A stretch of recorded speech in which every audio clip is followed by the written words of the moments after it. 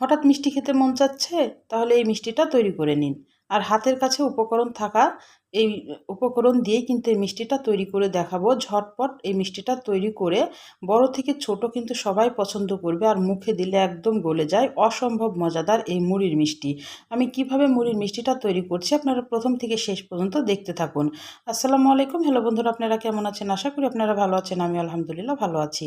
আমার শখের কিচেনে আপনাদের সবাইকে স্বাগতম। প্রতিদিনের মতো আবার একটি রেসিপি নিয়ে এসেছি, মুড়ির মিষ্টি বা মুড়ির সন্দেশ। আমি কিভাবে এই মুড়ির সন্দেশটা তৈরি করছি আপনারা দেখতে থাকুন। এখানে আমি হাফ বাটি মতো মুড়ি নিয়েছি। মুড়িটাকে এখন ব্লেন্ডারে একদম পেস্ট মানে গুঁড়ো করে নিতে হবে। ব্লেন্ডারে যদি আপনারা গুঁড়ো না করতে পারেন, না করেন, তাহলে আপনারা পাটাতেও কিন্তু এটা গুঁড়ো করে নিতে পারেন। এবার আমি এখানে যতটুক মুড়ির গুঁড়া নিয়েছি ততটুক কিন্তু আমি দুধ নিয়েছি, সমান সমান নিতে হবে। এক বাটি আমি গুঁড়া নিয়েছি আর এক বাটি দুধ আমি আগে থেকে জালে বসিয়ে দিয়েছি। দিয়ে এখন একটা রুটির যেভাবে আমরা খামির তৈরি করি সেই খামিরটা কিন্তু তৈরি করে নিতে হবে। খুবই সহজ, একদম ঝটপট কিন্তু এই কাজটা হয়ে যায়। মাত্র 10 মিনিটে কিন্তু এই সন্দেশটা তৈরি করা হয়ে যায়, আর খেতে হয় অসম্ভব মজা। মানে মুখে দিলেই গলিয়ে যাবে, এতটা মজা হয় এই মুড়ির সন্দেশটা। আমি কিভাবে তৈরি করছি আপনারা কিন্তু প্রথম থেকে শেষ পর্যন্ত দেখবেন, তাহলেই বুঝতে পারবেন। এখন ডোটা তৈরি করা হয়ে গেল, একটা পাতিলে আমি তুলে নিব, একটু ঠান্ডা করে নিব। একটু ভালোভাবে ঠান্ডাটা করে নিতে হবে। ঠান্ডাটা যখন হয়ে যাবে তখন আমি এখানে কিছু উপকরণ মিশাবো। ঠান্ডা হয়ে গেছে, এবার আমি এখানে হাফ বাটি গুঁড়া দুধ দিয়ে দিলাম। গুঁড়া দুধটা দিলাম এই কারণে স্বাদের জন্যে। সন্দেশটা খেতে কিন্তু অসম্ভব মজা লাগবে, বোঝা যাবে না যে এটা মুড়ির সন্দেশ। আর মুড়ির যে একটা গন্ধ আছে সেই গন্ধটা চলে যাওয়ার জন্য এখানে এলাচ গুঁড়া দিয়ে দিলাম। এলাচ গুঁড়াটা দিলে আরও মিষ্টির একটা সুন্দর একটা সুবাসের সেন্ট বের হবে। মানে বোঝাই যাবে না যে এখানে আসলে মুড়ি অ্যাড করা আছে, মনে হবে যে এটা সম্পূর্ণটাই দুধের একটা সন্দেশ। এবার ভালোভাবে হাত দিয়ে এটাকে মেখে নিতে হবে। হাতে যখন একটু লেগে আসবে অল্প একটু ঘি দিয়ে দিতে হবে। ঘিটা দিয়ে ভালোভাবে মাখলে কিন্তু হাতে আর একটুকু লাগবে না, একদম সুন্দরভাবে ডোটা মাখা হয়ে যাবে। এবার মাখানো হয়ে যাবে তখন আমি এটাকে একটু 10 মিনিট রেস্টে রেখে দেব।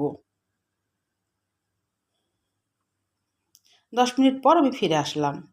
এবার আমি মিষ্টির আকারে এখন ডো ডো থেকে নিয়ে আমি গোল গোল আকারে মিষ্টি যেভাবে গোল তৈরি করে সেভাবে আমি গোল গোল করে নিব। আপনারা আমার হাতের দিকে লক্ষ্য করুন, তাহলে বুঝতে পারবেন আমি কিভাবে এটা তৈরি করছি।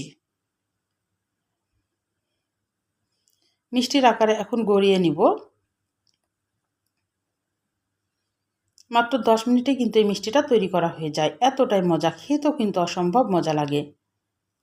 আমার হয়ে গেছে, এবার আমি কড়াইয়ে পরিমাণ মতো তেল দিয়ে দিব। তেলটা যখন একটু গরম হয়ে আসবে তখন আমি বলগুলা দিয়ে দিব মিষ্টির। দিয়ে এখন এটাকে হালকা ভেজে নিব। এটা খুব বেশি একদম অনেকক্ষণ ধরে ভাজার কোনো প্রয়োজন নেই।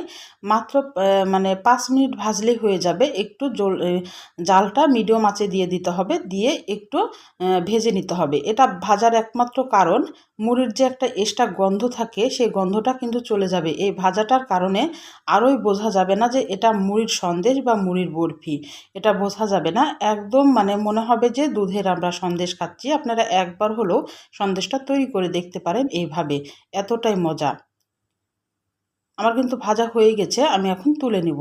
তুলে নিয়েছি, একটু লাল হয়ে গেছে, কিন্তু লাল হলেও কিন্তু এটা খেতে খুবই ভালো লেগেছে। এরমভাবে ভাজলেও কিন্তু হয়ে যাবে। আমার তুলতে তুলতে একটু লাল হয়ে গেছে।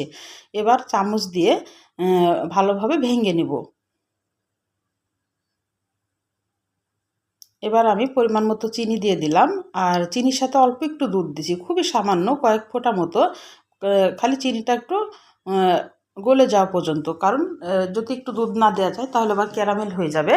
এই কারণে একটু দুধ দিয়ে দিলাম। দুধের পরিবর্তে আপনারা পানিটাও কিন্তু অ্যাড করতে পারেন। যখন চিনিটা একদম গলে আসবে তখন সেই মুড়ির মিশ্রণটাকে দিয়ে দিতে হবে।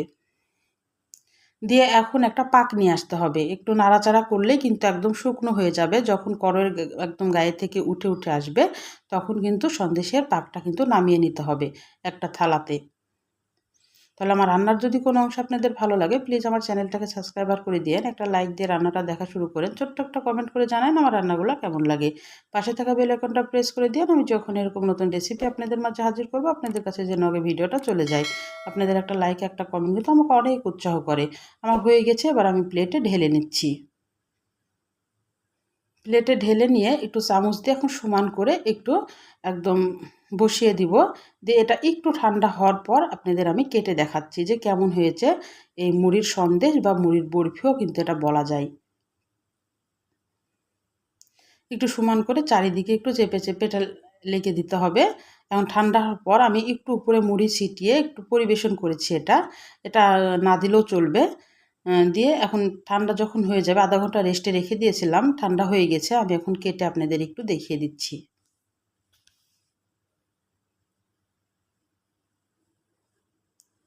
বরফির আকারে একটু কেটে নিলাম। দেখে বুঝতে পারছেন মুখে দিলেই কিন্তু গলে যাবে। এতটাই মজা, এই মিষ্টিটা খেতে অসম্ভব মজা লাগে বন্ধুরা। একবার হলো আপনারা তৈরি করবেন, মুড়ির কোনো সেন্ট বা গন্ধ কিছু বুঝতে পারবেন না। আপনারা একবার হলেও এই সন্দেশটা তৈরি করে খেতে পারেন। আমি একটু আপনাদের পরিবেশন করে দেখাচ্ছি। দেখে বুঝতে পারছেন অসম্ভব মজাদার হয়েছিল। তাহলে আজকের মতো বিদায় নিচ্ছি। আপনারা সুস্থ থাকবেন, ভালো থাকবেন। আবার কোনো নতুন রেসিপির সাথে হাজির হব। আল্লাহ হাফেজ।